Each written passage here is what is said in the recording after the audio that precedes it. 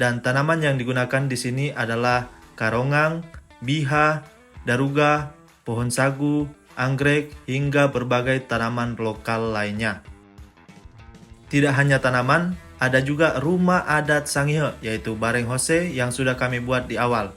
Perlu kalian tahu, rumah adat ini adalah rumah adat tertua suku Sangihe. Dan hal ini juga akan menambah unsur kearifan lokal Sangihe di dalam pembuatan taman. Setelah semuanya selesai, barulah kami menambahkan dekorasi-dekorasi lainnya seperti dibuatkan jalan di taman dan membuat satu tempat khusus untuk menampilkan alat dan bahan yang digunakan untuk membuat benang dari pisang abaka. Kemudian, setelah semuanya selesai, kami tinggal menambahkan ornamen-ornamen kecil agar tampilan taman makin cantik. Dan hasilnya bisa kalian lihat sendiri di video.